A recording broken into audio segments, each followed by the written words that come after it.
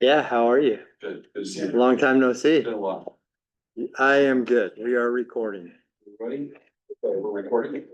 Yes, we are. All right, welcome everybody. For those of you who are in the back, if you'd like to find a seat, we're about to get started. Welcome everybody. My name is Jewell. I'll be your host for the evening. Welcome to our candidates forum for this year's fall election. I'd like to thank the League of Women Voters and the Kittitas County Chamber for hosting this event this evening. We have two different panels of candidates that will be presenting for questions this evening and for answers and responses and all kinds of other good things. We have before us our county council candidates right now, and then after this group, we're going to transition and we'll have a group for the school board and the other race, which is the hospital district commissioner. And we'll have those ones simultaneously as well. There will be a little bit of a break between the two groups. So there'll be an opportunity for you to get up and walk around a little bit. Of course, as the audience, we do ask that you try to keep any noise or conversation to a minimum. If you have a cell phone, if you have one of these, who's got one of these? Everybody's got one of these, right? Do not be the person who, after this announcement, forgets to turn off your cell phone or turn it on silent, because one of you will, and it will be super embarrassing tonight because somebody's going to get a phone call. And we are recording this. It's going to be on TV. It's going to be on ECTV as well as available on both website of the Chamber of Commerce and the League of Women Voters. And you don't want to be the person that they go, "Oh, that was your phone, wasn't it, Mom or Dad, that went off because I was calling you." So don't let that be you. Try to keep Thanksgiving nice and friendly this year, okay? We do have a couple of other rules that we want to go over really quickly. First of all, for the candidates, we do ask that you engage in respectful dialogue with one another. Please keep your answers germane to the questions that are being presented. No personal attacks, and try to make the answers about the subject matter itself and not about the individual. We do ask that you refrain from interrupting each other. We expect that and hope that you also believe that public discourse believes in the art of listening as much as speaking, and so listening to one another without interruption is important. We will allow rebuttals tonight at the discretion of the moderator. That is yours truly. No more than one rebuttal per candidate per question. So for instance, if there were a question to this position over here with Ms. Lillquist and Mr. Sinclair, and Mr. Sinclair answered and Ms. Lillquist had a rebuttal, we would allow that. We would also allow Mr. Sinclair potentially a rebuttal as well. Again, but only one per candidate per question, and that's at the discretion of the chair, limited to 30 seconds, okay? Same would be true with the other group as well. I was just using that as an example. Let's see, as far as for the audience as well, now we do have some pre-planned questions that we have for our candidates. They've been provided those in advance. We're going to go over those at the beginning of each panel, but we're leaving the rest of the questions up to you. There are materials in the back. There's some note cards and some pens and pencils. If you have some questions for the candidates, go ahead and write those down. Deliver them to the back table. Please do not bring them forward. Deliver them to the back table. And they will bring those forward at different times, and we'll consolidate those questions and use those during our forum. So really, if this is for you, and these candidates are here to answer your questions. So this is really your opportunity to get the information that you're looking for. We do ask that if you do write a question, that you make sure you pose it in a way that it can be asked to all the candidates. We don't want any questions specifically from Mr. Sinclair or Ms. Goodloe. We want to make sure that there are questions for all the candidates. If you direct them to an individual, they will either be rejected or redirected. So please just make it easy for us so we don't have to do that, okay? As far as other audience participation, we ask that there not be any. So please keep any clapping, cheering, booing, hissing, large signs, cheers, that sort of thing to a minimum or non-existent. We want, again, respectful discourse, a good civil public dialogue tonight. We want to make sure that all the candidates feel welcome. It is nerve-wracking as heck to be up here on an evening like this. I can tell you, having experienced myself in the past, it takes a lot of sheer courage to sit in one of these chairs for 30 minutes or an hour and be grilled by the community. So let's make sure that they feel as welcome as possible. With that, I think we'll go ahead and get started. We do have a timer this evening. Amy McGuffin, who's right there in the front row, has the timer sheet tonight. We do have 90 seconds for your opening statements and then 60-second responses for the additional questions. We're going to start at this end of the table with Mr. Sinclair. And then we'll go to Ms. Lillquist, Ms. Goodloe, and then I know your first name, Arin, Ms. Smith, right? Yes. I'm gonna circle that so I don't get that wrong. And then we'll rotate. Okay, so we'll start with this group, then we'll start with that group, and we'll try to go back and forth among candidates. If I get it wrong at some point, if I skip a group or skip a candidate, don't hesitate to let me know. I would appreciate being told I made a mistake. That'll just keep us all on this. Does that work for everybody? All right, any questions before we move forward? All right, let's start with the opening question. The opening question is to please introduce yourself, share why you're running and what you hope to accomplish in your first year if elected. Mr. Sinclair. Good evening, and I want to thank everybody for being here. My name is John Sinclair. Many people know that over the last 20 years, I've been the fire chief with Kittitas Valley Fire and Rescue. And I did grow up here, went to Ellensburg High School, went to college. And as far as what I hope to be able to do in the first year is I want to bring a sense of fiscal conservancy to our community and to the council.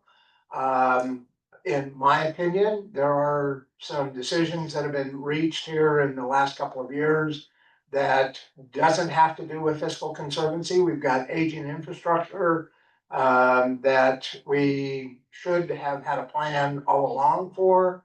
I would like to see us have a capital facilities plan, a capital fleet plan, and ensure that whatever we build in the future, that we've got the ability to keep that maintained. I think that our community expects that, and I would very much like to see an overall plan that not only keeps what we have in good repair, but we have a plan for any new facilities that we may build to ensure that we're not going to be in crisis 30 years from now.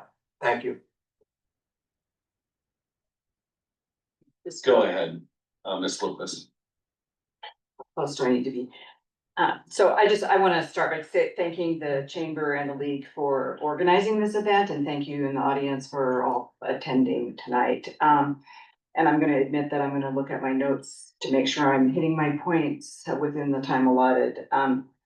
I came to Ellensburg first in 1979 as a Central student, and I graduated with a degree in geography and then went on to get a degree in water resources management from the University of Wisconsin. That education taught me to think holistically and how to analyze policy choices. I worked in water resources in Oregon and Utah before coming back to Ellensburg in 1995 to raise two boys. I immediately joined the League of Women Voters and served on the library board until I was elected to the city council in 2001. Residents tell me that they love the small town character and the historic downtown, and that they want a responsible and responsive government. And I will continue to work to protect what we love about Ellensburg and provide what we need. I want to build on my past accomplishments of maintaining a great place to live and work. And I would say that we have capital facility plans and a fleet plan, and we have maintained most things in good repair. We have a policy that and 4 more years. Thank you, Ms. Goodloe. I'm sorry, Ms. Lillquist, Ms. Goodloe, please, your opening remarks. Thank you. My name is Nancy Goodloe. I want to thank the League and the Chamber of Commerce for organizing this, giving us an opportunity to speak to the public in this venue. I'm running for re-election to the Ellensburg City Council to continue my participation in moving our city forward into the future. Over the past 8 years, I have contributed to my leadership, knowledge, and expertise to the decisions of the council in addressing the city's priorities. I have fully supported the partnerships we have with various community organizations and the collaborative decision-making that has resulted throughout Kittitas County.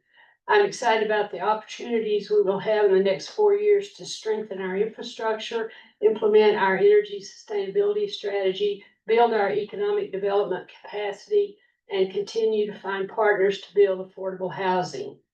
We will also have tough challenges in the face of our recreation facility needs and a shrinking general fund requiring tighter budgeting and less financial capacity to accomplish our goals. I believe my foundation of understanding of these challenges positions me to make positive contributions to decisions and utilize my skills and talents to help us tackle these issues and maintain the community that we all love. Thank you, Ms. Goodloe. Ms. Smith, your opening remarks. Hi there, I'm Arin Smith. Thank you for this opportunity and thank you all for being here.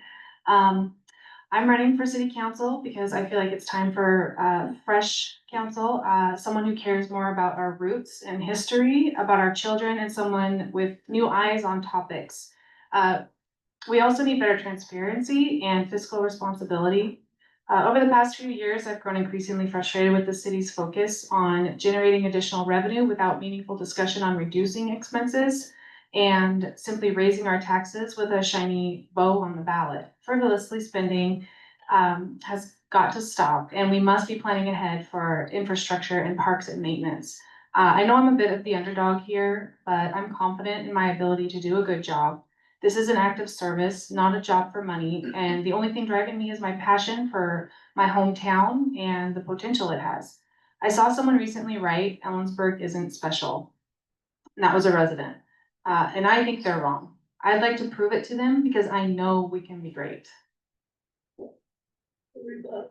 Thank you. Ms. Goodloe, I guess I should have mentioned, rebuttals be on the questions themselves, not on opening remarks, if that's okay. So at this point, I'm going to reject your rebuttal request very respectfully. I'm trying to remember there are two Nancy's sitting right next to each other. I've already blown your names once, so I apologize for that, ladies. I'll try to get that better next time. Let's go to question number 1. And we're gonna go ahead and switch to the next panel. And Ms. Goodloe, we'll start with you. No, we're gonna go to the next group, but thank you, Mr. Sinclair. Good try. We're gonna go to group number 2, which is Ms. Goodloe and Ms. Smith, and we'll start with you, Ms. Goodloe. When it comes back, Ms. Lillquist, you'll be the first to respond in your group. So I know this is complicated. It's complicated for me too, but it'll go Goodloe, Smith, Lillquist, Sinclair on this one, okay? We might have to actually do that for every single one. Let's hope not. All right, so the first question, and again, candidates have received these questions in advance already. So if you have other questions that you'd like them to answer for you tonight, please note that in a couple of questions, we're gonna be out of predetermined questions. So we're really relying on you to give us the questions that you want answered. So please be thinking of those, writing them down and delivering them to the back. In the meantime, question number 1, and this is for you, Ms. Goodloe. If elected, how would you overcome your personal biases to effectively serve all residents in your district and maintain impartiality? Thank you. I believe first I have to commit to know what my biases are, and then be willing to explore and understand how these biases are impacting my thinking. If I want to make good decisions in any situation, this is a process I have to go through.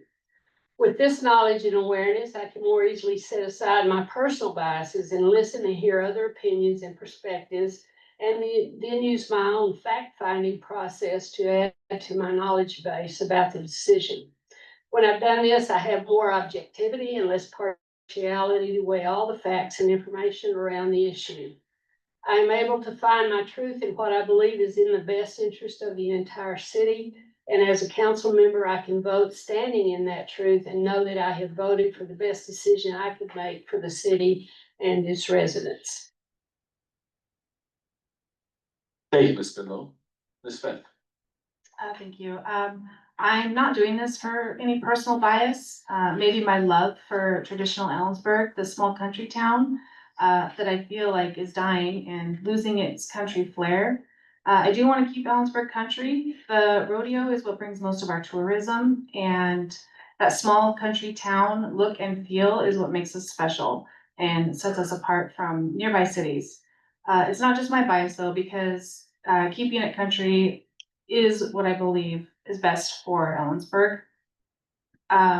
Any other bias I have are issue-based and not personal. Thank you. Ms. Lillquist, same question. Do you need me to repeat it? No. Okay, So my goal and what I always strive for is to make decisions that are in the best interest of the community as a whole, including future residents. So my process for decision making is I try and research best practices for what other communities are doing. Try to understand the facts of issues as well as the big picture. I read the agenda reports and the emails from residents. I listen to testimony from my fellow councilmen with an open mind. They often have good points that influence my thinking. I respect all viewpoints, and we make policy choices. There's no one right or wrong answer. So after all the discussion, I have to vote, and I will vote with the community as a whole in mind. thank you, Ms. Lillquist. Mr. Sinclair? So one of my life mottos is seek first to understand, then be understood. If you've ever read the book, 7 Habits of Highly Effective People, it's one of the pillars. And I think that it's important to first understand the issue. I've had the opportunity over the last 35 years to be on lots of boards, commissions, things like that. And I know that I am one of 7 people that get to make a decision. And so it is important for everybody to know I'm not coming in to be directing the city in my image. We just went through a No King's Day. I'm not a king. I will very actively participate with my fellow council members to swing them to my perspective, but I've got to be able to use logic and persuasion to do that. Thank you. Thank you, Mr. Sinclair. Okay, let's move on to our second question. Yeah, thank you. I was gonna mention that. Just, if the candidates would speak directly into their microphones, I think it'd just be a little bit more helpful for everyone to hear. Are you guys hearing okay in the back there? Perfect, thumbs up, I love it. All right, second predetermined question, and this one will go to Ms. Lillquist first, then Ms. Smith. So we'll go Ms. Lillquist, then Mr. Sinclair, then Ms. Smith, then Ms. Goodloe. This is a good time. It's a good time for all of us on a Thursday, right? It's a math problem. Okay. I think they did this on purpose just for us to have fun. All right, second question. City council strives to find to find common ground among citizens with differing opinions. Please describe your experience as a consensus builder. So I'm gonna choose, when indoor dining was restricted for COVID, we allowed temporary streeteries to be constructed in parking spaces downtown. And when those restrictions ended, there was mixed feelings about allowing those streeteries to continue. And some people loved the vibe of eating on the street, and others thought the best use of the space was parking. So there was a survey, 800 people, 80% favored streeteries with some conditions. So I led an ad hoc subcommittee that included people both for and against continuing on-street dining. Some of those interests we were balancing included what to charge for the use of those spaces, the geographic limits, not having too many on one block, how to protect the historic nature of downtown if we allowed them. So we were able to come to an agreement on a policy and a permit process. And I still hear complaints about the use of parking, and I still see people who are enjoying a curbside meal. Thank you, Ms. Lillquist. Ms. Smith. Oh, no, I'm sorry, Mr. Sinclair. Okay, Yeah, it goes to you. can you repeat the question? I'm happy to. Thank you. City council strives to find common ground among citizens with differing opinions. Describe your experience as a consensus builder. So when I first came here as fire chief, there was an idea that we would merge the city fire department into the county fire department, the county fire district that surrounded the city. There were a number of people that were for that. There were a number of people that were against that. And what we did is we put together a citizens advisory committee and asked them to participate. And those were thought leaders from throughout the community. We went through a process by giving them facts and left the decision up to them. It became very apparent what the right path was. And I think that if you start with facts, you go through and process the facts, what you will find is a list of alternatives. And then you go through a process of selecting the best alternatives, much the way in which Ms. Lillquist just described with the streeteries. So I think that it is important to first get all the facts and then look at alternatives. Thank you. Thank you, Mr. Sinclair. Ms. Smith. Thank you. First you have to have conversations. You have to be flexible and fair, listen to everyone's opinions and find middle ground. Use facts and do your research if necessary, but you must listen to understand and not judge. You have to understand that people can have different opinions and both be right. Showing facts and examples, doing your research, can bring people together on something they may have disagreed with previously. Thank you. And Ms. Goodloe. Yes. Building consensus requires a strong consensus building. A strong consensus building process requires patience, time, resources, human, maybe other types of resource like finances. Strong process for decision making and a commitment for participants to listen to all perspectives and opinions and have open and honest communication and transparency. Throughout my professional career, I have utilized all these elements to bring small and large groups of the community, sports teams I coached, and academic departments to find consensus on issues. As an example, when I was administrator of Kittitas County Health Department, I led a coalition of community members, staff from the school district, and interested people who thought there was mold in the high school in Ellensburg, what's that? Yeah.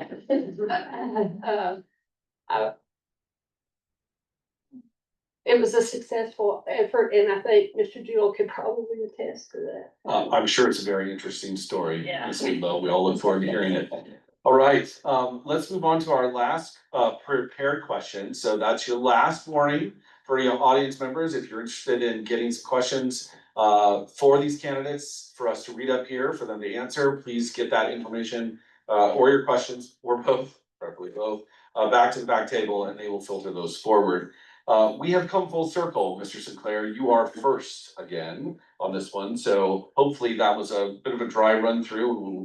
We'll get this down. But Mr. Sinclair, you'll be first to answer this question. And the final question is this: how will you address those city services that are in high demand but low budget, other than by increasing property taxes for large capital projects? In a former life, I had the opportunity to spend some time in Olympia, and when I was the president of the International Association of Fire Chiefs, I had the opportunity to spend some time in Washington, D.C. I understand how those appropriations processes work, both in Olympia and in Washington, D.C. And the city doesn't have a full-time lobbyist, but I think that there are certainly processes by which we can engage with elected officials at the state and at the federal level to get projects into the funding stream. I do believe that it is, all we have to do is look at Central and what they've been able to do over the last 15 years with their building cycle. That Ellensburg is on the map, and we just need to communicate our need. And I think that the community is tired of increasing taxes. So Thank you, Ms. Lillquist. Yeah, I think that this question is really about park facility funding. And we have been trying to replace the racket center since it burned with a field house at Rotary Park, and we're about $7 million short. A number of residents have lobbied for a new pool, estimated cost $25 to $50 million, and we cannot afford a new pool without new revenue. So what we've been exploring is a countywide public facility district, most likely funded by sales tax, if the voters approve, to allow county residents to share the cost of the facility and reduce the burden on city residents. Property tax has not been part of that conversation. We do increase property taxes 1% per year as allowed. That amounts to about $37,000. That's it. And I would point out that the part of my tax bill that goes to, property tax bill that goes to the city has reduced in the past 15 years. Thank you, Ms. Lillquist. Ms. Goodloe, you will be the first to answer on your panel.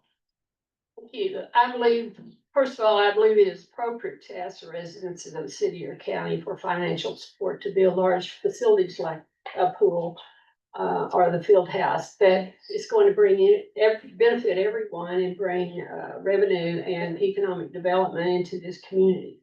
However, I believe it is the last step in a process that the city should use to plan and try to get as much funding as they can on the table before they ask the community for any help on this.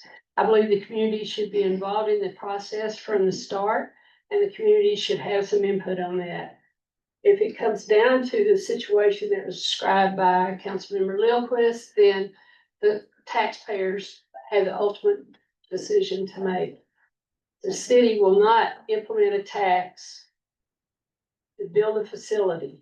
They will put an initiative on the ballot that allows the taxpayers to make that decision. Thank you, Ms. Goodloe. And Ms. Smith, final word on this one. Thank you. There are other avenues to find funding other than raising taxes. For example, I met with Washington State Representative Alex Ibarra on October 1st about the pool. And he informed me that they basically have a bucket of money, that's what he said, up for grabs for capital improvements. And all we had to do was ask, which he said we have not done. This isn't something special that he does, that he was gonna do. It was just, this is something standard that he did recently for Clay Allen as well. I would also look at cutting or scaling back on non-essential or low demand services, such as the free transit service. For just an example, we don't need to tax our citizens to pay for essentially empty buses. The bus drivers have admitted this fact, and I see with my own eyes every day. Maybe someday we will need to expand those services, but I don't think it's a priority right now. And I would rather see a vote on a 0.2 sales tax to get a splash pad, new pool, or something like that, other than an underutilized transit system. Thank you. Well, we've reached the point that we've gone through all of our developed questions. I'm hoping that there are some questions maybe coming up from the back. They haven't arrived yet. And so to fill some time, I'm going to throw out a question. Don't worry, it'll be an easy one. Ms. Lillquist, you will be first on your panel.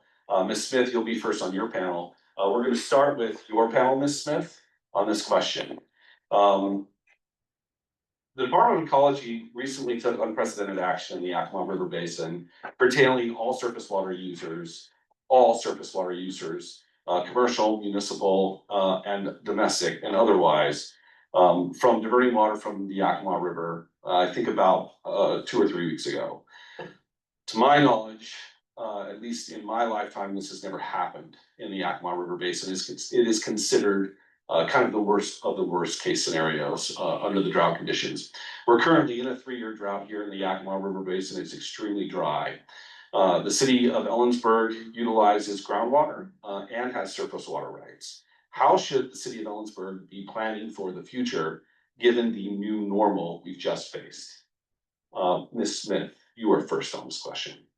Well, obviously, I'm not a professional in that field, so I would be, asking the professionals around me, what their take is, and, I would be going from there. Okay, thank you. Ms. Goodloe? Yeah, I would have to echo that. I'm not an expert on it either, but at COG meeting last week, I heard a lot of good information from people at the top of the water source and at the bottom in Tri-Cities. And the message I took away from that is conservation, conservation, conservation. And an emphasis for the entire county to talk about conservation on a year-round basis. Even though we don't utilize the surface water from the river that much, we don't contribute to the process, to problem that much, but we do have a responsibility to help with the solution. And I'm sure the city will stay on board. They will be a good partner and a strong partner in the efforts that we put in place to conserve water for the next several years so that we can assure ourselves of a proper water resource in the future. Thank you. Ms. Lillquist? Yeah, so with my background in water resources management, I've been really interested in the city's water policy in general. Of course, groundwater and surface water are interconnected, and we need to support our neighbors and save water. And the city has saved actually a lot of water by inspecting and lining our pipes. And at my urging, we now systematically monitor well water levels. And that's reported to the Utility Advisory Committee each fall. The biggest potential for conservation for you and your homes would be in landscaping. Most of your household water gets back to the river through the wastewater treatment plant. But the Yakima Basin Integrated Plan is looking at storage, and the city has a study for groundwater storage right now. Thank you. Mr. Sinclair? So I know that water has been a big issue in this county for a long time. And everything from enhanced storage. I know that the Bureau of Reclamation is working very hard on enhancing storage, obviously, in the past. The fourth lake was always considered to be the snowpack. I think that we're not the first community that has looked at this, and I agree with the other people on the panel. Conservation has to be a part of the answer to this. But if you look at Southern California, Nevada, other places that have faced this, I think that one of the things that we need to look at as a community is that if the trend line continues, it's going to affect not just we in the city, it's going to affect, or it's going to impact our farming community, because our crops are large water users. So I think that it is important for us to look at a multifaceted approach to this. Thank you. Thank you, Mr. Sinclair. Okay, let's move on to some of our audience questions, and some of these are themed, so I'm gonna group a couple of them together. We're gonna start with this panel. It'll start with Ms. Lillquist this time, then we'll go to Ms. Goodloe's panel, and it'll start with Ms. Goodloe. Did we get out of order on that? It feels like we did. I'm rolling with it anyways. Are you guys okay with it? Yeah. Okay, good. All right. So we've talked about, we've already hit some major issue themes, right? Water being one of them. We've talked about recreation, taxes, another one that has come up already. And this question has to do with fiscal responsibility and fiscal restraint. And I believe that has come up as well. The question is this: what are some things that the city council can do to stay within the budget and to save money? Ms. Lillquist. Well, we are always looking for ways to stay, we always do stay within the budget, by law, we have to stay within the budget. We cannot spend more than we have, we have reserves for every fund that by ordinance, require ourselves to have, that rainy day fund. We always, are conservative in, estimating how much revenue we will have and well, and conservative in, our spending. So almost every year, we spend less in the budget than than the budget allows. So it is up to the city manager to give the council a balanced budget. And that's an out of time. Thank you, Ms. Lillquist. Mr. Sinclair? So in 2009, when we started into the Great Recession, the fire district was faced with significant budget cuts, because our property tax actually went down. And what we did is we looked at that and said, we're going to prioritize our employees because that is who is out there delivering the service. And I think that what we have to do is get creative. We have to look at, everything that comes before the council. Have we explored every opportunity to take a look at, is there a creative way to do that? And I will just utilize the trash cans downtown as an example. There were probably some creative ways that we could have, refurbished those and save the city money, rather than go out and buy brand new. And those are the kind of things that I would like to see us do, is get creative in some other ways to handle expenses. Thank you, Mr. Sinclair. Ms. Goodloe? Yes, I would like to echo Councilmember Lillquist's comments. She described everything that we do, the laws that guide our budgeting process, and in her remarks about our fiscal responsibility and our finance department, who keeps us in line. Our city manager and staff prepare the budget. If they can't get to a balanced budget, then they make the required cuts that they need to make to get the budget to balance. That could be reduction in staff, it could be reduction in services. But we can only use the general fund money for general fund purposes. And there's not a lot, it's the supply there, because of the tax base that it's based on, the sales tax is shrinking every year. So that's getting smaller and smaller.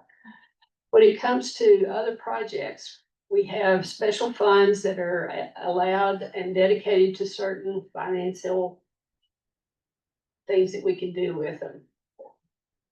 That's all I can say. Thank you, Ms. Goodloe. Ms. Smith? I'm actually going to echo a little bit of what John said, and I'm bummed he brought up the trash cans, because I actually had something written down for that. But thinking outside the box, I think it would be very important.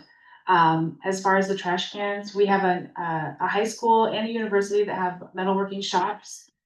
We could have looked into having them help us repair our custom garbage cans, rather than spending the $60,000. I know it's a dead issue now because it's done, but Sela actually did this for their town, and 2 of the teachers live in Ellensburg, and they said they would do it for Ellensburg if we had asked.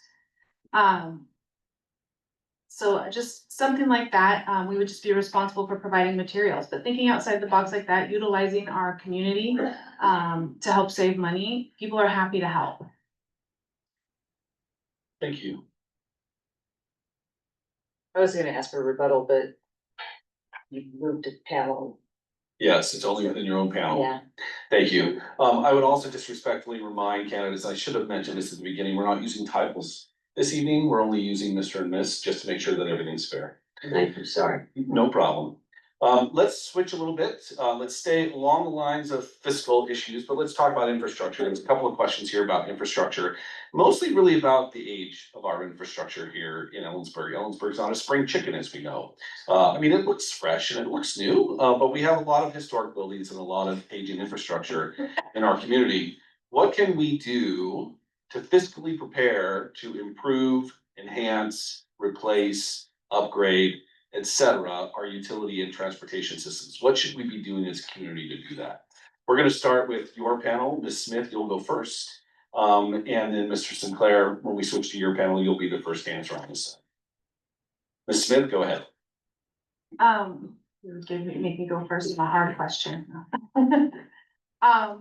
Again, thinking outside the box, I think asking the community for assistance, asking professionals, and taking them into consideration. But also I want to add that we have a university here and we should be trying to find partnerships with. I'm sure there has been many conversations. But I just want to talk about the pool a little bit and how they have a big, beautiful pool. Someone said it would cost 10 million to make repairs needed, and then a monthly rental fee would be in order. Or rather high monthly fee. But rather than shutting our pool down and waiting a decade for a new one, I think it would be in our best interest to talk to them and see if we could make some sort of arrangement. Thank you, Ms. Smith. Ms. Goodloe. Yes, with respect to utilities and transportation, and providing an infrastructure and planning for that, I could offer that the utilities, all of the utilities have a strategic plan for development of their infrastructure. They generate their own income and they match that against grants that can be brought in from the Department of Education or from the federal government sometimes to build and do the things they need to do to protect their infrastructure. In terms of the transportation system in our community, the public transportation that we have supports itself. We support that. Community supports that. Right now, it doesn't cost anything. We may get to a point where we have to charge a fee. But the processes that we have in place right now and the practices that we're using are consistent with most of what's going on across rural Washington. Thank you. Mr. Sinclair.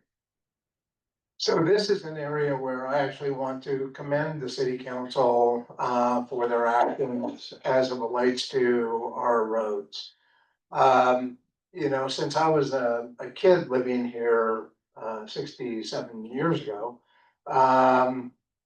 it's important for us to remember that what the city does currently with their contract with the county to come in and do seal coating, and we do that and we maintain our infrastructure that we've got. And I think that is to be commended.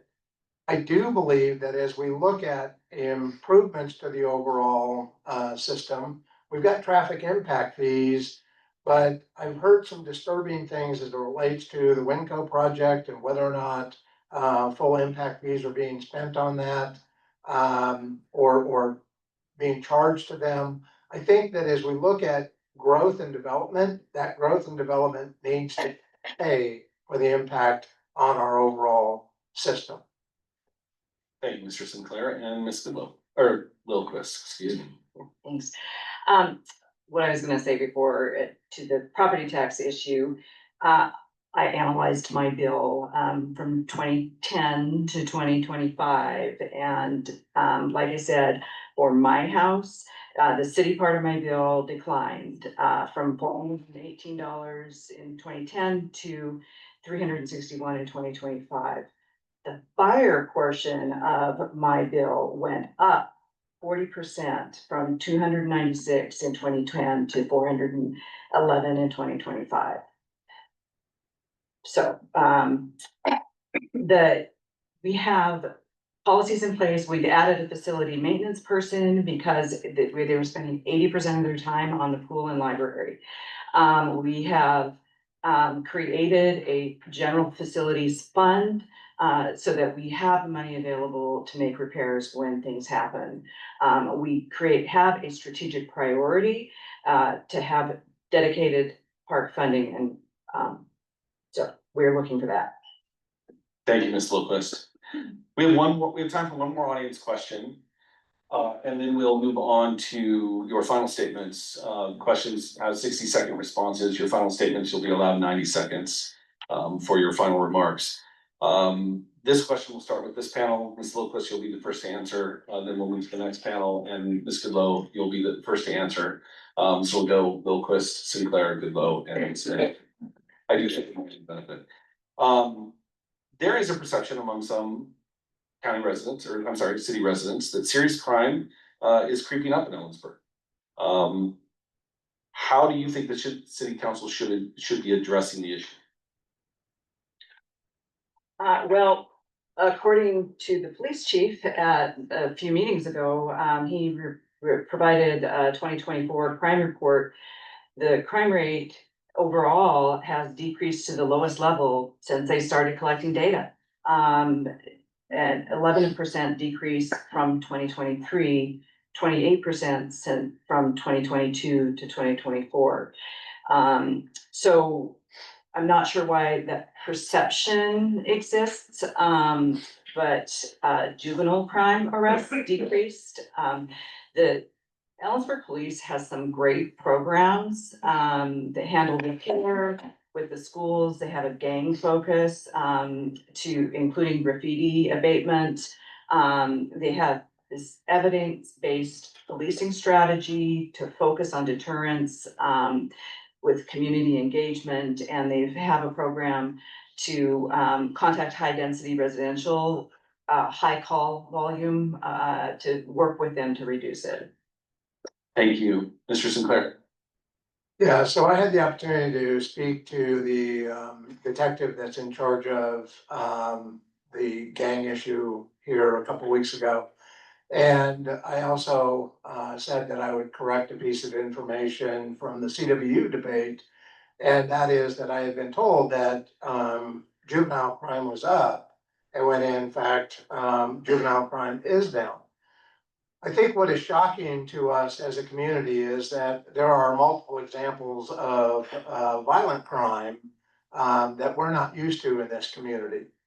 And that whether or not it's one or pick a number, that jars the sensibilities and takes away from the safety of our community. And I think that, you know, certainly working as the police department is ably doing right now under Chief Wade, I think that it is important for us to continue to look at the crime problem and see what other communities are doing. And if it's working, employ those tools. Thank you, Mr. Sinclair. Ms. Goodloe. Yes, I would echo the comments of Ms. Lillquist in terms of the work that the EPD is doing in our community to address crime. They have beautiful systems in place.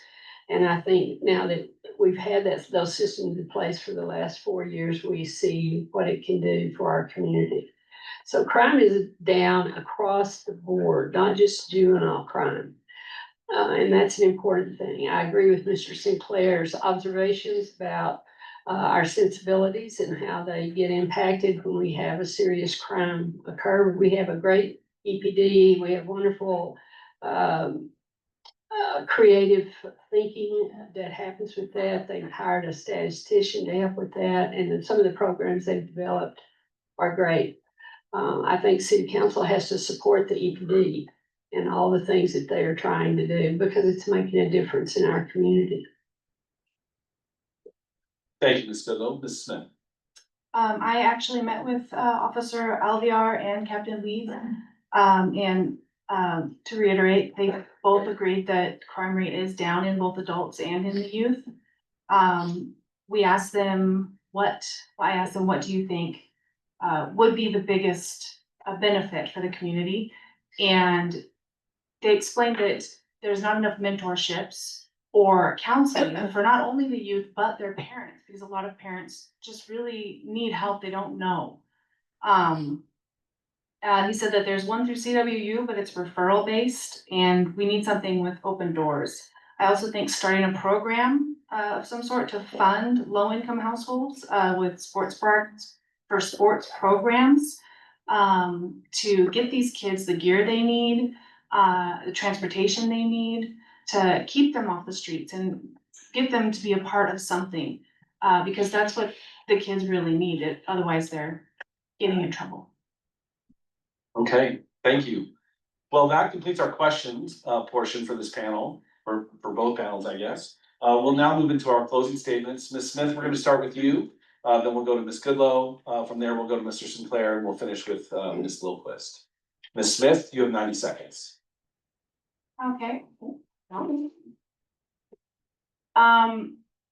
I just want to say that over the past few years, it's been a little eye-opening. I wanted to point out that there was a survey conducted in 2018 for the maintenance of our memorial pool. And it was stated then that the roof needed to be replaced at that time. It wasn't until a very concerned community began voicing major complaints that they finally patched the leaking holes, but the roof still needs to be replaced. Also, parking is a real issue. They still have the streeteries, like Lillquist was talking about, from COVID, that are taking up parking and are empty over half the year.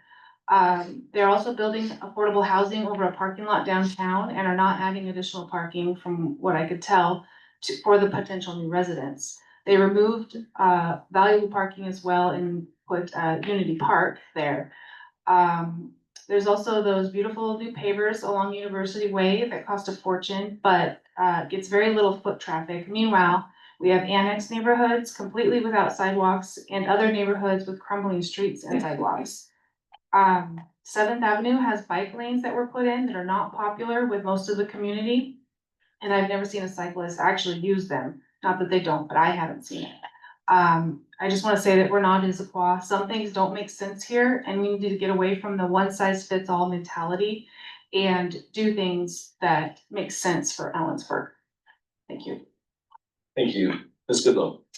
Yes, I just want to say many thanks again to the League of Women Voters and the Chamber, bringing this forum to the candidates and the voters.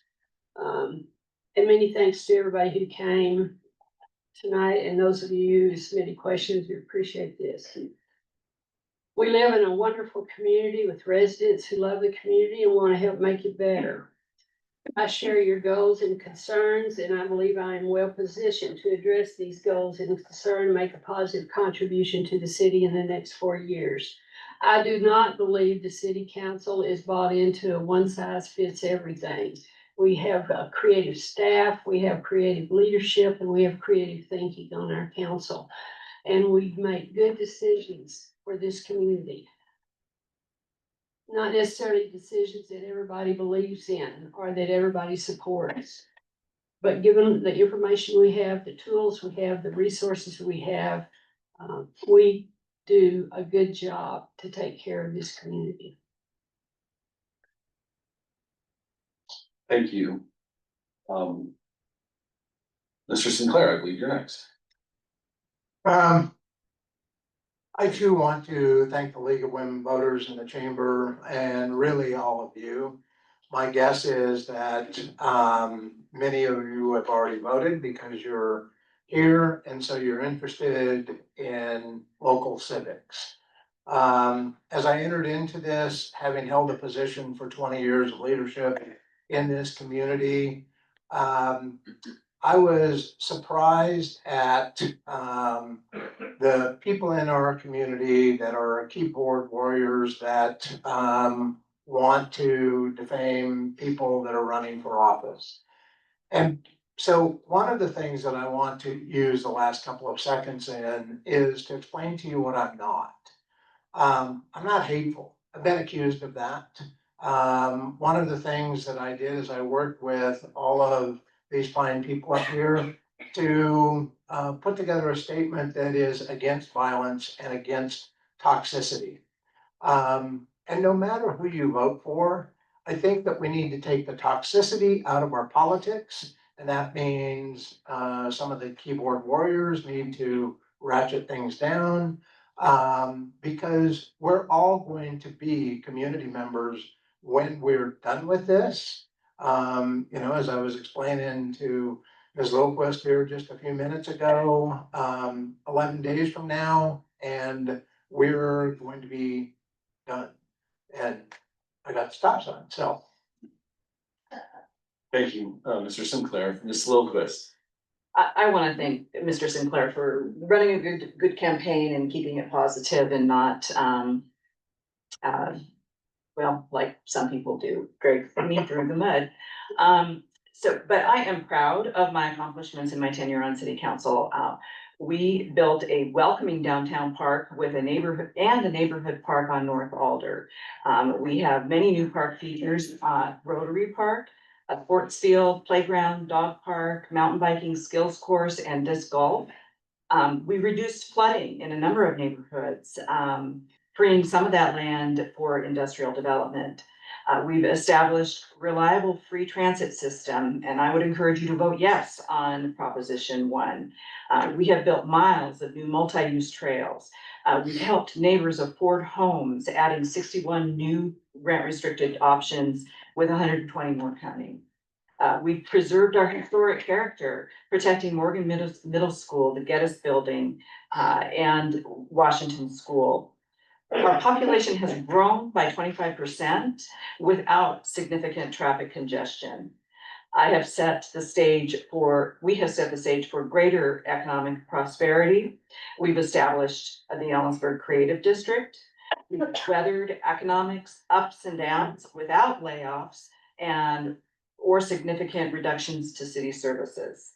We've been fiscally responsible with your tax dollars, and we receive great audits from the state.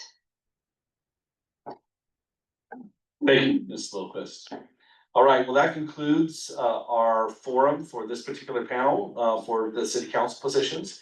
We're gonna do a quick reset. We're gonna take about a 5-minute break, and we're gonna bring up the other candidates that you'll have a chance to answer questions, who will have a chance to answer your questions. Before we let them go, please join me in thanking these candidates for the sacrifice made. So before coming back, but if you can find your seat, now would be the time. If someone stole it, you won't have an argument over that, take it outside. But for the rest of you, please come back and join us.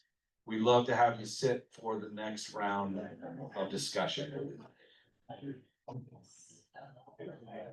Are you recording? Perfect. Okay. All right. Well, let's get right back to it. Your time is valuable, and we have some great candidates here in front of you.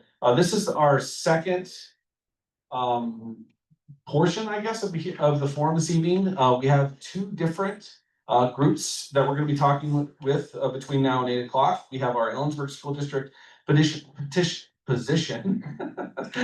It's getting late on a Thursday. Position number 3 candidates. We have Mr. Michael Karraker here on my left.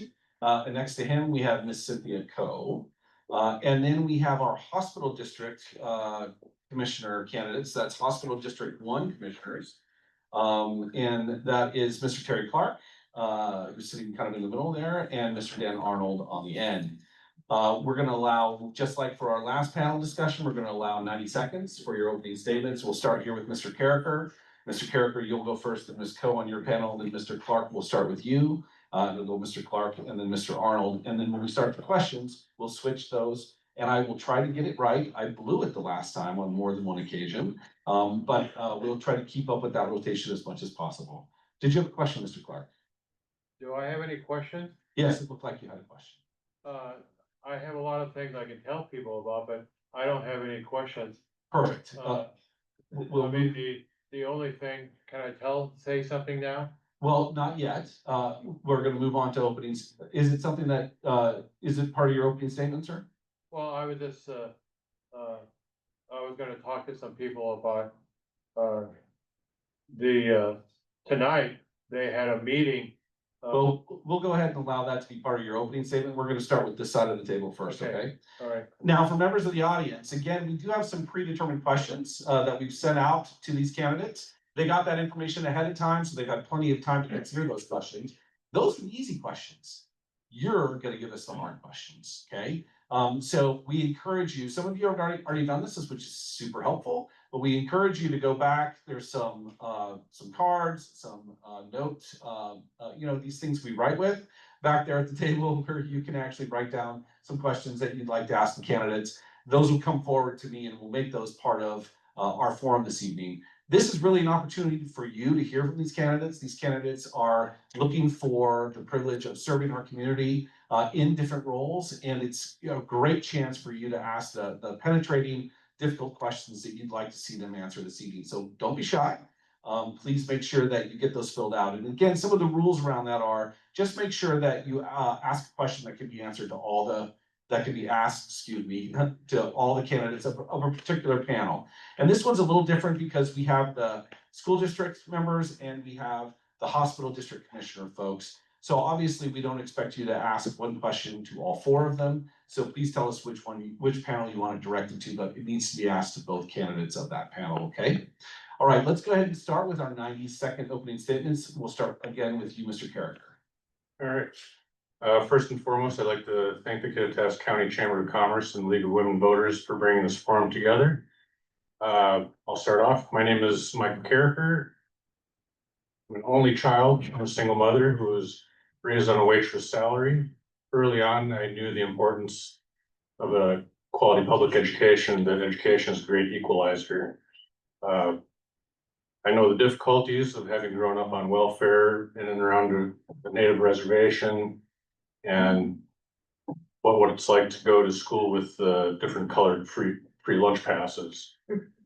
So my first degree after graduating high school was School of Hard Knocks. I had the opportunity of working a bunch of odd jobs, and then from there I went on to tech school where I learned my passion could be made into a career. And with that career, I made my move out here from Wisconsin to Washington, sticking landing in 2006, where I brought my children along, and they entered into the school system and graduated here. Well, I attended Central Washington University and earned my bachelor's degree here. And for the last 10 years, my wife and I have run a business here in town. And during the last couple of years, I've gotten onto a couple of boards and committees and find that now is my time to give back to the community that supported me through so much and through so many growth periods. So I'd appreciate your vote. Thank you. Thank you. Ms. Coe. Hey, my name is Cynthia Coe. I'm running for position 3 on the Ellensburg School Board. I've lived in Ellensburg since 2003. I've raised 2 kids here with my husband. They both attended Ellensburg Public Schools from kindergarten through high school graduation. One of them is sitting right over there. They're both in college now. I've also been a professor of philosophy at Central since 2003, and I've taught a whole bunch of classes that really consider what is a good education? What is our ideal? What are we working towards, and how do we do that?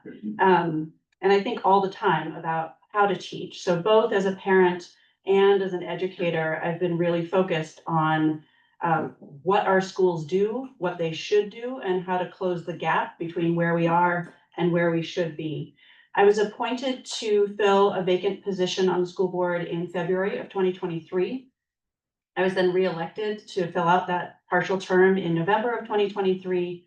And now I'm running for the full 4-year term. Since I've been on the board, we've accomplished a lot. 2 of the major things I'd like to emphasize are we hired a new superintendent and we approved a new 5-year strategic plan. That strategic plan really emphasizes higher academic achievement, supporting student mental health, and strengthening ties between families and schools. Thank you. Thank you. And we'll move on to our hospital district commissioner candidates, and we'll start with you, Mr. Clark, your 90-second opening remarks. Well, hello. My name's Terry Clark. I've been here since the 1980s. I'm a pharmacist also. I originally came here and helped open up the pharmacy that Weimar had, but it's kind of goofy. They closed that pharmacy back in about 2021. But I was able to work for Rite Aid, but I've had a lot of people call them Wrong Aid because they had all their pharmacies closed. But I am still going to be a pharmacist for CVS. They've opened that up. And then I was able to get elected as a commissioner in 2019, and I've overseen so much healthcare here. It's been really good. I've been able to analyze all the 29 counties that we have in our state about how good their healthcare is. And we're in the top 1/3 of the healthcare in this county because we're rated number 13 out of the 29 counties. And unfortunately, Yakima County is only rated number 25 out of 29 counties. And the one up there where Wenatchee is rated number 15. So our county's been doing really good. And one of the things, you want me to stop now? Thank you, Mr. Clark. Mr. Arnold. Hi there, my name's Dan Arnold. I thank you, League of Women Voters, the Chamber of Commerce, for the invitation. Never in a million years that I think I'd be up here on a panel like this. I'm not a politician, but I am a husband, a father of 3, and a 3rd-generation Kittitas Valley resident. In my day job, I'm a pastor, and that's one of the reasons why I am running for this role, because every day I work with hundreds of people who depend on quality healthcare in our community. And as I reflect on why I'm running, we talk about how challenging healthcare is at a federal and a state level, and the challenges seem to only be getting harder and worse. And so at a local level, we need to advocate for the best, the sharpest, most wise, and quality care that we can have for our local residents and people I care deeply about them. So that's why I'm running. Thank you. We're going to move on to the questions, and we have some, as I mentioned, we have 3 preset questions for each panel. We're going to start with the hospital commissioners. And Mr. Arnold, I know you just finished your opening statement, but now's your opportunity to have the first opportunity to answer this question. We'll continue to switch back and forth. So question number 1, we'll start with Mr. Arnold and then go to Mr. Clark. What do you hope to accomplish as a hospital commissioner? Yeah, well, as I just said, I hope to advocate for the very best possible healthcare we can have at a local level. Healthcare is very challenging, and for our local residents, as you know, we heard from the city council earlier, as the city continues to grow, we need to continue to expand access to the very best healthcare we can right here. So at the end of a term, I would love to be able to say 6 years from now that we have better healthcare, better providers, more options, and we continue to be a strong, financially solvent healthcare system. Thank you. Mr. Clark. I've been overseeing the healthcare we have in our county, and we've been able to, I've been able to help recommend a lot of things. One of the things that we recommended is, is that we do something to make sure that we have an OB doctor that would deliver babies, because there is about 4 or 5 rural hospitals like we have that will not deliver a baby at all. But what's happened is we were able to get a contract with a group of doctors that will deliver babies, and so now we can always do it. And then we don't always deliver babies that are created or are going to be here in this county, because we're on I-90 and I-82. People drive by this place and they may be going someplace else to consequently talk to somebody about their being pregnant, and when they come by here, they consequently have the delivery pain, and they'll come to the hospital and deliver it. So, and then the other thing. Thank you, Mr. Clark. Your time is up. If you have a couple of words to finish up, that'd be all right. What? Did you want to wrap up really fast? Oh, I talk too much? Never, sir. We just have the time limit, a 60-second time limit on responses. Okay, well, I had some other stories about how I helped increase the healthcare here, but I'll keep my mouth shut now. Oh, thank you, Mr. Clark. Okay, let's move on to our Ellensburg School District position number 3 candidate. Can I say one other thing?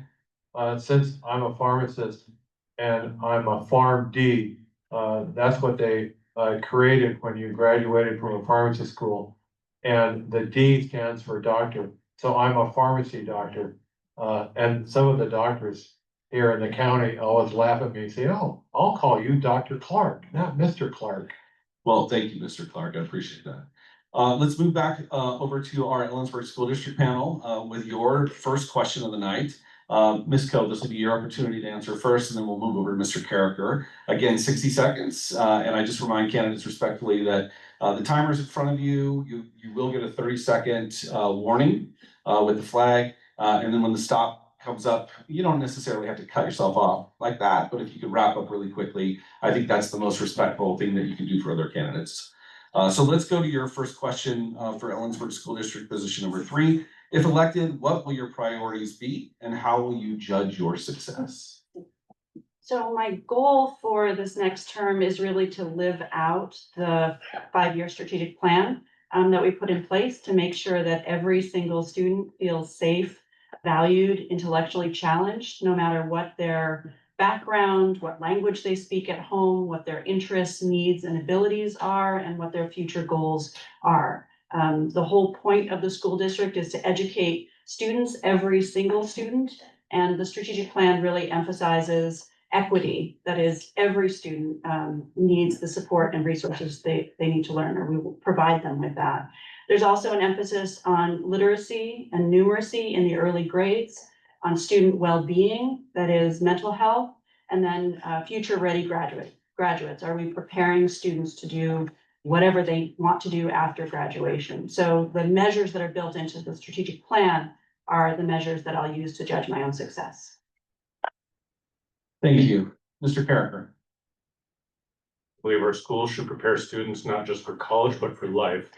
As a community member, a business owner, and someone who works with his hands in the trades every day, I see a gap between the skills many of our students leave school with and what's truly needed to thrive in the real world. And I'd like to help bridge that gap. My priorities are student success beyond the classroom, fostering safe and supported learning environments, and strengthening the partnership between parents, teachers, and the district. I'll judge my success by tangible outcomes, more students graduating with clear supported pathways into their futures, stronger trust between the district and the community, and a board that listens, acts with common sense, and represents all voices. This isn't about politics for me, it's about service, common sense, and preparing the next generation for the real world. Thank you, Mr. Karraker. Okay, we're going to move on to our next question. So this is the second prepared question that we have. We're going to go ahead and start again with the school board members, and then we'll go over to the hospital district panel, school board candidates. I don't know why I said members. Sorry about that. Mr. Karraker, you'll be first to answer on part of the school board panel. Mr. Clark, you'll be first to answer on part of the hospital commissioner panel. Now, I'll just a couple of things that I want to just remind candidates. If you could make sure that you speak directly into the microphone, very clearly and very deliberately. If you go like this, people can't hear you. And we're not picking it up very well on the recording as well. These microphones are direct. They're not kind of a more surrounding one, so they don't really follow your voice very well. And people in the back will have a hard time hearing you also. You're all doing a very good job, by the way. I just wanted to make sure that we were all deliberate and on the same page. Let's go with the next question for the school board. Mr. Karraker, this one is for you to go first. What issues do you believe your district needs to address in the academic program and offerings? What changes would you recommend? One of the biggest issues that I see that our academic programs don't fully reflect is the range of opportunities for our students that they will have after graduation. College prep is important, but so are pathways to the trades, skilled labor, military, entrepreneurship, and on and on. Not every student learns or succeeds the same way, and our program should reflect that. We also need to strengthen real-world skill development, financial literacy, hands-on technical training, and practical life skills that help students step confidently into adulthood. So many local employers, including myself as business owner, see a real need for graduates that are work-ready. I'd recommend expanding career and technical education, reintroducing and strengthening shop, welding, automotive, and agricultural tech classes, improving communication between the district and families, ensuring academic rigor across all the pathways. Our schools should prepare students for real choices, not a one-size-fits-all future. By aligning our programs with community needs and workforce opportunities, we can give students stronger foundations and our community a stronger future. Thank you, Mr. Karraker. Ms. Coe? So like most districts across the nation, our district saw deficits, declines in reading and math scores since the pandemic. And that's clearly something that we need to focus on. Also, like many districts across the nation, we've seen a lot more students dealing with mental health issues. And those are two things that we really need to deal with in tandem. We know students can't learn if they're not feeling safe and valued and have a sense of belonging in schools. The focus has to really start in early grades. We know that if students don't have the foundational skills they need by about third grade, they're not set up to learn the more specialized skills that happen after that. And I would also like to look at the role of Running Start. How is it that we could maintain a really robust 4-year high school experience, including extracurriculars in which students get the academic, but also the social skills they need to succeed after that? Thank you. Thank you, Ms. Coe. Let's move on to our hospital district commissioner panel and your next question. Mr. Clark, it's your opportunity to answer first. In your view, what is the biggest challenge facing our rural hospital in the next 5 years, and how would you address it? So you're asking about the challenges for the hospital in the next 5 years? Yes, sir. The biggest Okay. challenge is the So, question. since I'm also on the Washington State Hospital Governance Committee, we had a meeting last month and we talked about a lot of the other things every hospital in this state will have to worry about. Medicare and Medicaid isn't going to be functioning very well. And a lot of that isn't going to be doing really well. And that's going to impact the finances for the hospital, and it's also going to impact the finances that the patients are going to have to pay for. So that's one of the things that we're going to be working really hard on, is to make sure that we are going to have really good finances and help people get better. And then historically, I'm probably talking again too much. Historically, you want me to stop? Because I wanted to talk about the other insurance that We'll give you an opportunity to have that we had discussion. here in the county, that we got the CWU Thank you, Mr. Clark. to change it, so they got better insurance. Thank you, Mr. Clark. Was that one of your internal alarms, ladies? Oh, perfect, perfect. Just wanted to make sure that we didn't have someone in the audience who had a cell phone that was going off. So, okay. Thank you. Mr. Arnold, your opportunity to answer the same question. Thank you, and I do agree with Mr. Clark that I do think that the financial concerns of healthcare need to be one of our top priorities that we watch, which is why I believe we need wise financial management here at a local level. We need to pay attention to strategic investment and proactively advocating for more support at all levels, state and federal. With that, I'd also add that the challenge of expanding or improving access to local care, as we see other health systems in the state struggling, what we're seeing is providers are having a hard time referring to other health systems. So as we improve our finances, the hope is we can draw more providers to our community as well. Thank you. All right, now we'll move to our third question. This is the third predetermined question, and then we'll move on to audience questions. We're going to go ahead and start again. Back with the hospital commissioner panel. Mr. Arnold, it'll be your opportunity to answer the question first. What are your areas of expertise, experience, or specializations that you think would benefit the hospital board? Yeah, no, I appreciate that question. Compared to my opponent and many others on the hospital commission board as well, I'm not a healthcare professional. So I feel I bring to the role that of patient and one who cares about many patients in this community. I also feel I bring to the role that of a leader of a large organization in our community. I help oversee hundreds of volunteers and millions of dollars in budget. And I have worked with many other nonprofits in this community, serving on different boards, teams, and task forces. So I feel pretty connected to many of the deep issues of our community. Thank you. Mr. Clark, same question. Can you say that question again? Sure, I'd be happy to. What are your areas of expertise, experience, or specializations that you think would benefit the hospital board? Okay, well, since I'm, am I speaking on this too much? Since I'm a pharmacist, I've been doing a lot of healthcare here, and I used to be the pharmacy director at the hospital. And so I was able to oversee so much stuff.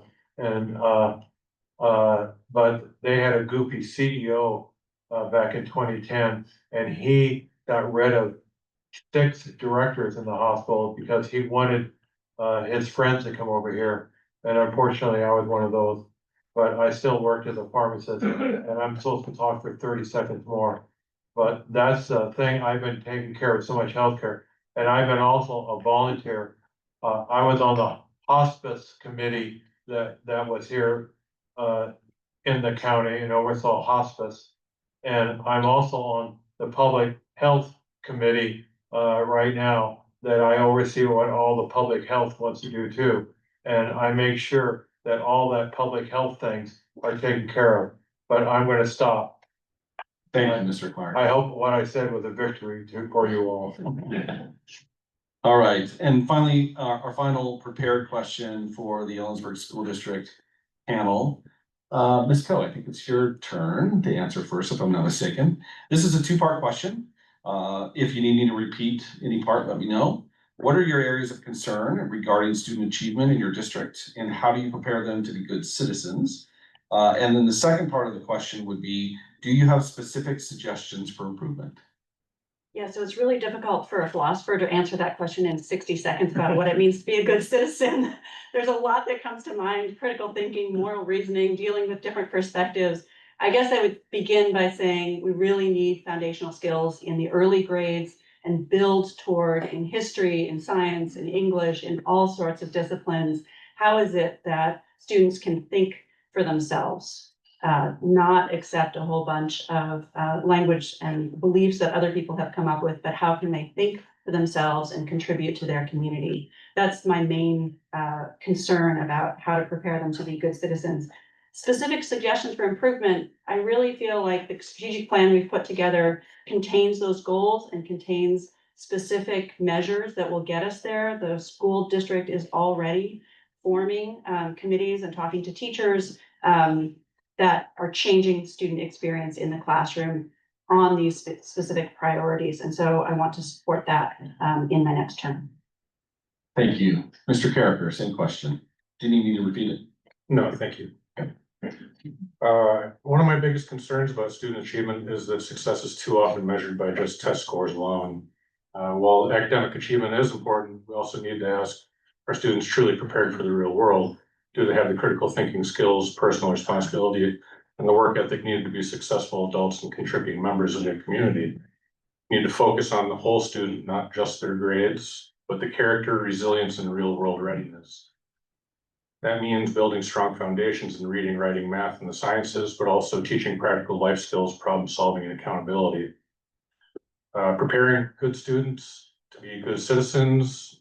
You can increase civic engagement and community involvement, have respectful dialogue and responsibility, along with personal accountability. Specific suggestions for improvement would be strengthen early literacy in math intervention so that students don't fall behind. Expand real world and community-based learning with internships, service projects, and partnerships with local business.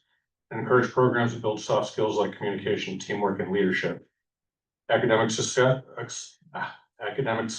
and good citizenships go hand in hand. When students leave our schools, not just with knowledge, but with strong character and real skills, we've done our job. Thank you. The two words academic success are easy to trip over. That's for sure. I would have struggled with that myself. 5 times. All right, we're going to stick with our school district candidates and we're going to move away from our pre-set questions. And now for the hard-hitting stuff. This is what you guys have put together. These are the really deep penetrating questions that the community wants to hear from you on. So let's go ahead and get started. Mr. Karraker, it'll be your opportunity to answer first. If there was one thing you could change about the direction that the school board is taking, what would it be and why? A change in the direction for the school board right now. I'd like to see more community outreach. I've attended several of these meetings and I don't think there's enough involvement by the community there. The community questions are entertained at the end of these things, and usually I'm the only person sitting alone. So this is a very important look and investment into our future, and I think we definitely need much more community involvement. Additionally, I'd like to add on that raising standards, it seems to be the trajectory that we're moving And I strongly agree that when you raise expectations to children, they'll meet and exceed those expectations. So that's something that I'd like to build upon. Thank you. Ms. Phil?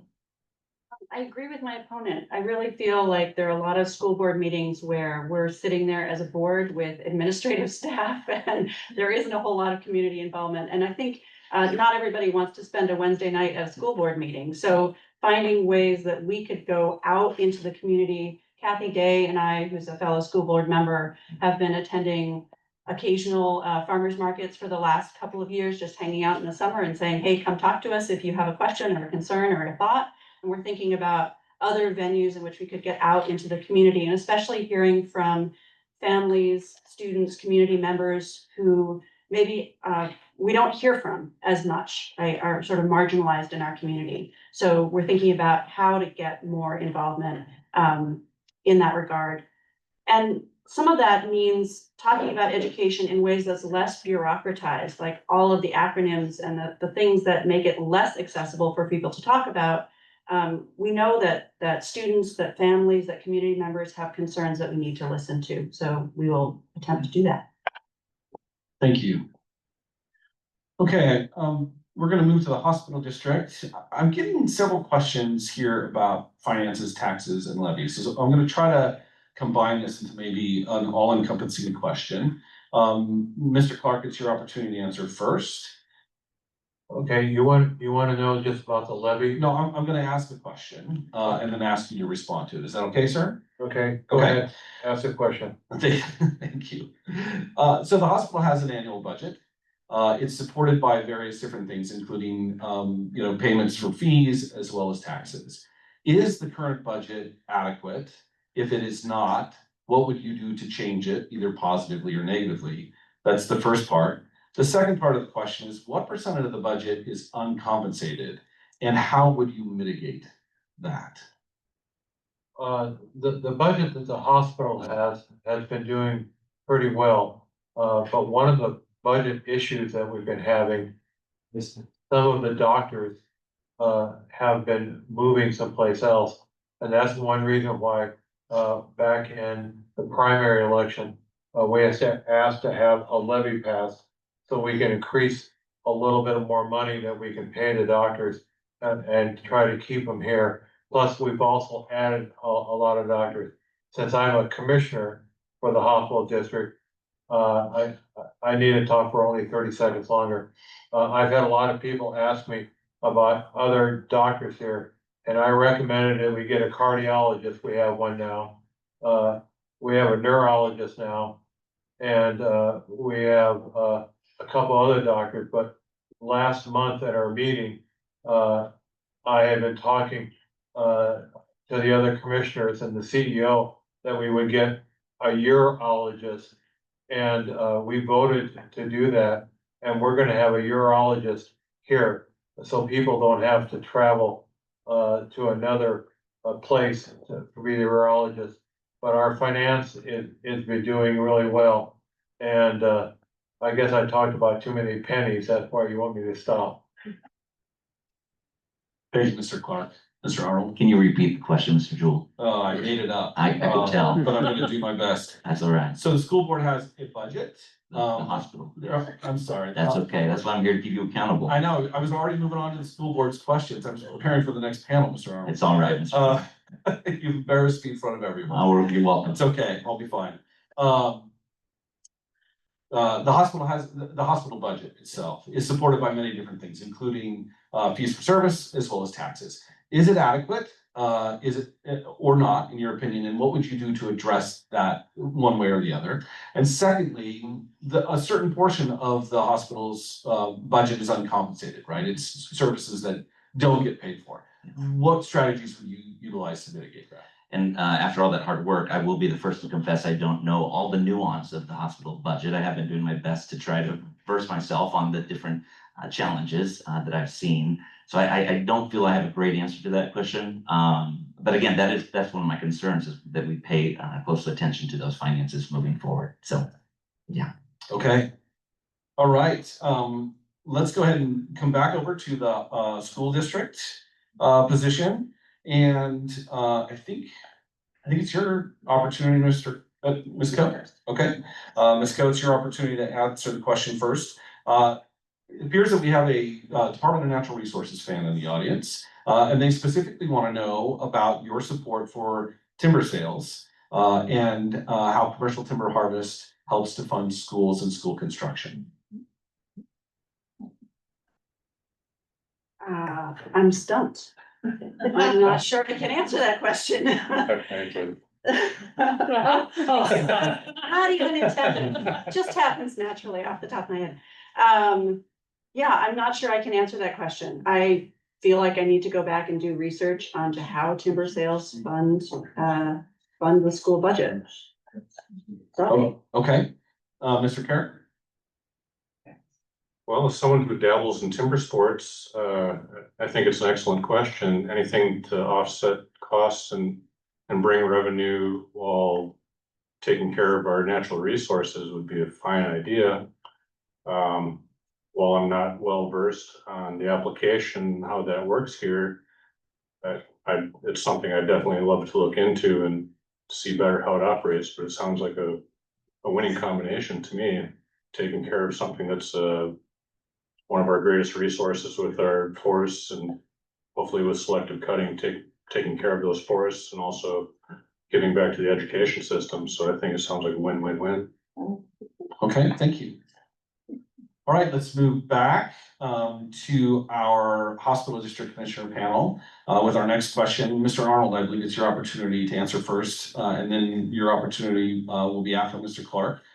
This is kind of related to the second part of the last question, which talked about uncompensated care.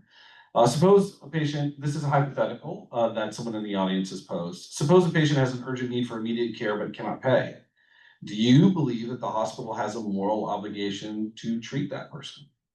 I appreciate that question. I think the moral question is also subservient to the legal question.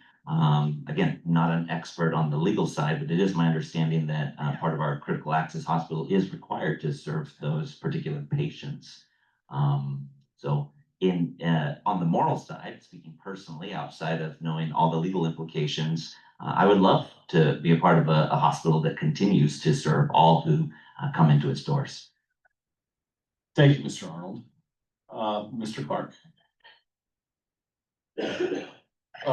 So the hospital, we've expanded it a huge amount this year, because that was something else I was recommending. And, our hospital is a lot larger. We now have 4 surgery rooms there. We only used to have 2, so we can do a lot more surgery.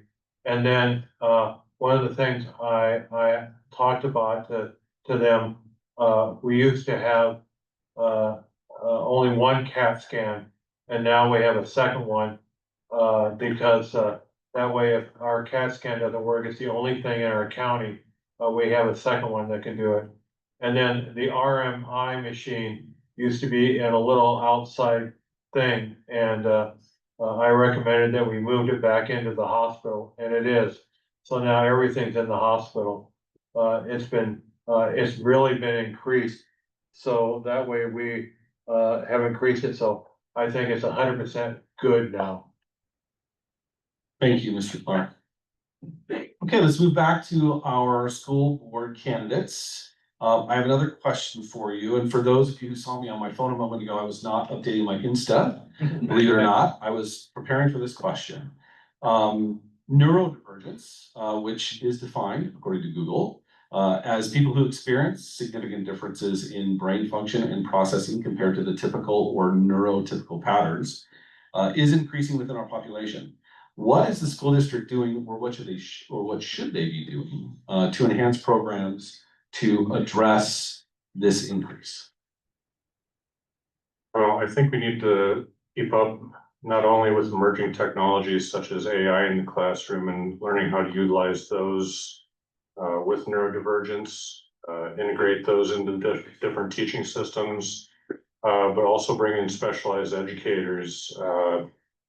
This last year, we watched, I believe it, if it was 1, there may have been 2 special needs educators that are retired. So as we have these wonderful educators that have been in our system for so many years, it affects so many lives in a positive way. As we watch them retire off, it's very important that we recruit teachers to bring on to get up to speed. And with our growing populace, we're going from a rural to an urban community, so having more teachers at the forefront is definitely something that we need. Thank you. Ms. Coe? So it's part of school district policy in Washington state law that we cannot discriminate against the neurodivergent, against neurodivergent students. So that just, that's the baseline. It is a challenge for the district and every district in Washington state how to pay for special education. We are not compensated by the state to the level that we're required to provide resources to special needs students for special education. And so it's part of navigating and maintaining the financial health of the district for us to think about how to efficiently, but also effectively support the needs of every single student. That is in part staffing and getting the right fit for each student, working with families, and working with classroom teachers to make sure that students have the support that they need throughout their educational career. Thank you. Okay, moving back to our hospital district commissioner candidates.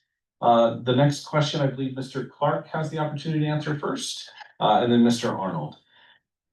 Do you see any opportunities for partnerships with other organizations? If so, which ones and why? Do you want to know what partnerships are? No. Do you, as a candidate for hospital district commissioner, see any opportunities for partnerships between the hospital and other organizations? If so, which ones and why? Do you want to know the partnership between the hospital and other organizations? Do you see any opportunities for partnerships? Well, we have created some partnerships with some other places, but one of the things, since we're a public hospital district, it is very important that we support any community member that has any questions about our hospital. And I've had a lot of people ask me those questions, and one of the things they didn't want was to be transferred someplace else. And that's one reason why we've been increasing the hospital and the doctors that we have here. So that way we don't have to correspond with other things like that. But the cardiologist, the urologist we're gonna get, and the OB people, and also the hospital doctors, the ones that stay in the hospital 100%. Those are a group of people that we have a contract with. So we did correspond with those. And then I have to stop now.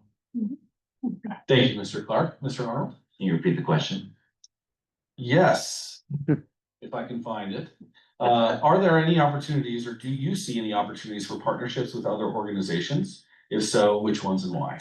Yeah, and I do believe KVH has done a pretty solid job of maintaining the partnerships it does have with many of the local organizations and health providers throughout the Northwest, including the local medical schools in the Northwest as well. But again, I think as we continue to move forward, as we lean into strong, healthy leadership, that will continue to advance our ability to create more partnerships and be an organization that other organizations want to partner with in many years to come. Thank you, Mr. Arnold. Can I say one more thing? You'll have another opportunity when another question comes forward. If you want to readdress this question at that time, you can feel free to do so, Mr. Clark. No, you'll have to wait until your next opportunity, sir.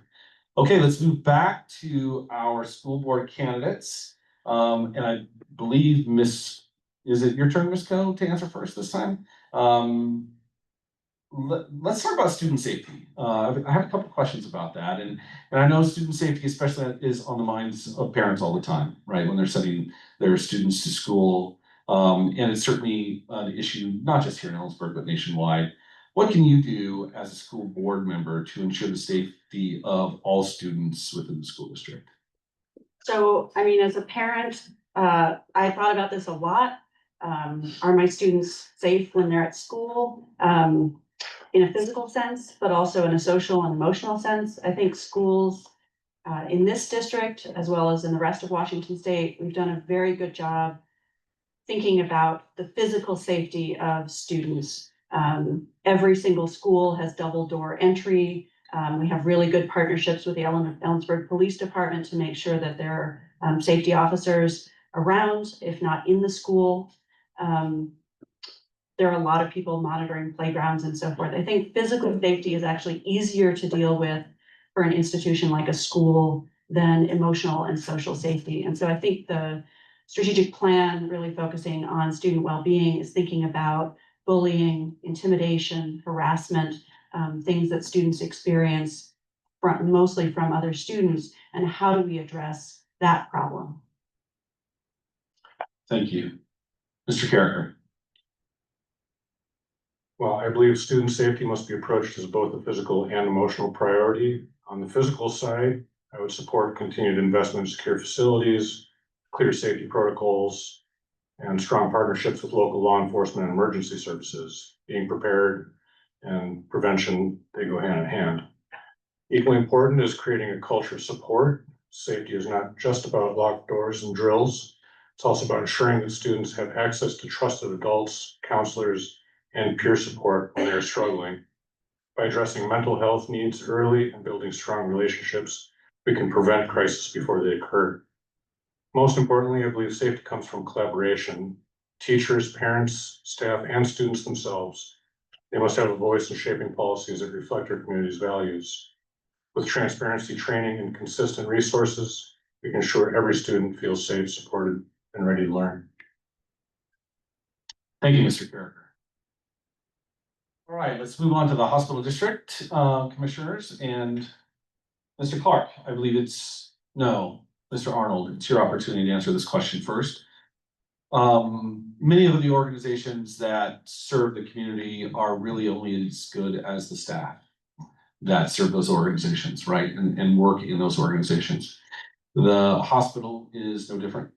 What role does a hospital district commissioner have in establishing and nurturing a healthy employee culture at KVH? Oh, I love that question. In fact, this is one of the subjects I'm very passionate about, because I do believe that when our staff at KVH feel valued, cared for, and supported, we'll have even stronger healthcare in Kittitas County. So what role can a commissioner play? I think it's a tremendous role beyond wise supervision, beyond wise financial accountability. But I think a commissioner can really inspire a team to know that they are cared for, that they are advocated for. And I think our staff and providers at KVH demand that, and they need that. And KVH is one of our largest employers in the county, and I'd love to see that workforce continue to feel empowered and excited for the future. Thank you. Mr. Clark. Well, I use my commissioner authority to ensure that KVH remains an employer of choice, because we are a large employer, that it attracts the greatest quantity of workforce in this area, and our employees are really happy to be there. But the other thing that's really important, I think people know about the hospital, since we're a public hospital district, every month we have a public meeting, and people could come sit in the meeting, and at the beginning of the meeting, they can ask a question about any type of healthcare here. And then the other thing is, if you go to the KVH website, every meeting is recorded, and consequently, you could listen to the whole meeting. And then the other thing is, there's always an agenda. I have one here, and you can also look at this with your computer. Well, I'm not gonna stop right yet. You can look at this and see what that meeting was about, but you can listen to everybody at that meeting. Thank you, Mr. Clark. See what a great employer we are. Thank you, Mr. Clark. Appreciate that answer. This is a rare occasion where I'm actually going to ask the same question of the school board panel, because I think it is germane. It's not just a hospital that really needs good staff, right? It's not just the hospital that's a major employer in our community. The school district is the same exact way. So in your role as a school board member, what do you think, what impact do you have? What ability do you have in establishing and nurturing a healthy employee culture at the school district. I think it's Mr. Karraker's opportunity now. No? You guys don't agree? I think it's Mr. Karraker's opportunity to answer first. Well, what can we do what could I do as a member to foster support? Right now, definitely support our current superintendent. I think he's a rock star. He's a diamond in the rough, and I think he's underappreciated for what he's doing right now. Again, it goes back to collaboration with the parents and the teachers, keeping those strong lines of communication open, expectation for learner outcomes. There's some great youth advocates that are working in the school system. It would be excellent to pick their brains and see what's really going on in the nuts and the bolts of the school and take their concerns into account when you're making these decisions on policies. So I would just, again, try to foster the community communication and get the word out there. And I'd like to hear from more parents and students. Thank you. Ms. Coe? I think teaching is just a really tough job. We have excellent, experienced veteran teachers in this district who know what they're doing, who've been working with their 4th graders or 11th graders or whatever it is for a long time. And so supporting teachers, not overloading them. So not giving them 1,600 things to do in a day, but allowing their creativity and allowing their expertise to shine through. So trusting teachers and supporting their work. But it's not just teachers in the classroom, they're paraprofessionals, they're all kinds of staff, guidance counselors. So making sure that the whole school has clarity about what our priorities and goals are, and then supporting each one of those staff members to do their work and function well together. I think this is absolutely crucial. We've done it well for a long time, and I think the strategic plan will help us to do it better. Thank you. All right, that ends the questions portion of our panel discussion this evening. We're going to go ahead and move really quickly to our closing statements. We'll start with the hospital commissioner positions and Mr. Arnold. Yeah, I do want to just say thank you for the honor of being a part of this event tonight. I'm running for hospital commissioner because I believe that healthcare is personal. I want the very best for my family, for the other families that I know and serve in this community, and also the employers and the providers at KVH. I know so many of them, and they want so much more. So it's my desire that in the next season that we, again, at a season that we face so many challenges at a federal and state level. At a local level, we have to be the sharpest, smartest, wisest, most engaged leaders that we can to advocate for the very best healthcare right here in Kittitas County. So I would love the opportunity to serve in this capacity. Thank you. Mr. Clark, you have 90 seconds. All right, well, since I'm a commissioner and this is a public hospital, people can contact me or any of the other commissioners and ask questions about healthcare. And it's not legal to only want to do healthcare for yourself personally or your family. It has to be for the whole public. It's for everybody. And that's one reason why we've increased the number of doctors we have, because we now have an ENT, an ear, nose, and throat doctor, an allergy doctor, a cardiologist, a vascular surgery, and a neurologist, because so many people have contacted me and the other commissioners, but we have to do it publicly.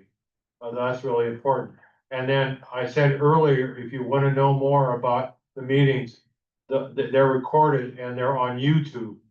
And I could have, but I can't do it now. I could have played part of a meeting on my iPhone or the iPad I brought in here, so people could have seen it. And they have a thing like this during the meeting. And they also show some other pictures and stuff about what's going on around there. But it's very important to make sure that you do the whole thing for the whole community, because anything you try to do for just yourself or your family is almost illegal. And consequently, you could almost get kicked out for doing something like that. Thank you.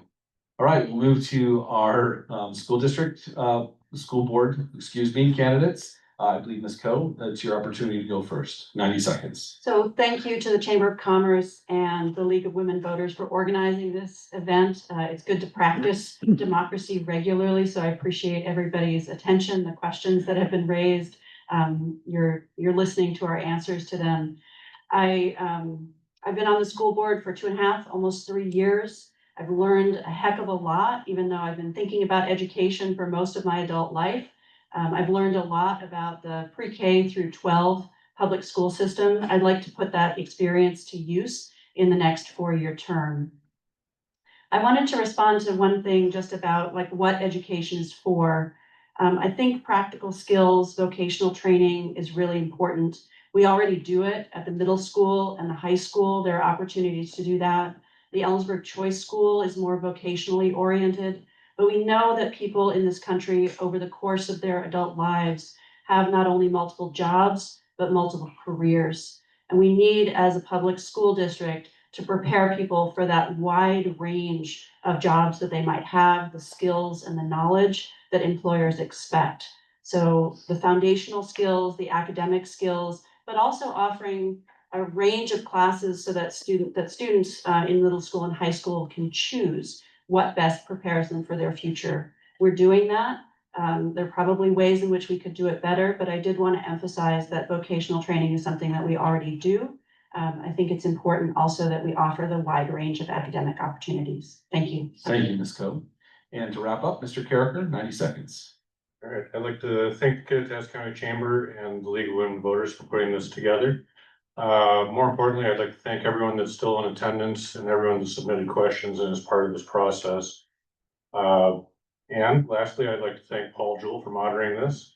And luckily for Paul, the name was Michael and not Jessica Karraker, so that's a gift for you. Sitting on the couple of boards that I sit on, I sit on Homeless and Affordable Housing Committee. I also sit on the 1/10 of 1% Substance Abuse and Mental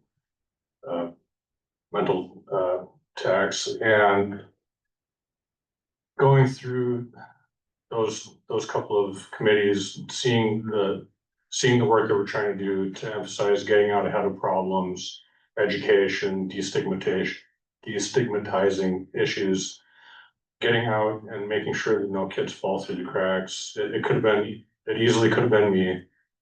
And fortunately, through education, through work ethic, I've managed to make something that I feel proud of in my own life. And I'd like to extend that out to other kids that maybe don't feel like they're on that college level, on that college basis, and to know that it's a great path to follow and chase, but it's only one path to success. There's many others, and I think that education should encompass them all. If you'd like, I have more information about myself at the back of this room. I'd be happy to meet with anyone that has any other questions, and I'd be happy to earn your vote. Thank you. All right, that concludes our forum this evening. I want to thank the Kittitas Valley Event Center for providing the space for this evening's forum. Also want to make sure that, again, we thank the League of Women Voters and the Kittitas County Chamber for hosting tonight's event. Want to thank you, the audience. You guys have been a great audience. Give yourselves a round of applause. We really appreciate you being here tonight. It's great to support the candidates. We really appreciate your hard-hitting questions. I think we got to a lot of good details on some of the candidates' interests and strategies and plans for the community, so that was great. I want to make sure that we thank everybody who's going to be viewing this later, either online or in the audience at home on television. We really appreciate you engaging in your local civics. There's an opportunity to vote for any of these candidates. If you haven't done so already, ballots are out. If for some reason you think you should have received a ballot and you didn't, please contact the Kittitas County Auditor's Office and they can help you with that at the Election Center. Finally, I want to make sure that we thank the candidates, whether it's the panel that we have in front of us or the panel that we have before us. I can tell you from personal experience, it takes a ton of sacrifice and a lot of courage to put your name on a ballot and to sit in front of your community, and be judged individually and personally. That's not something that any of us should take, lightly, and I believe we, deserve, or at least these candidates, excuse me, deserve our, undying respect, and our gratitude for running for office. Let's join them in, join me in thanking them.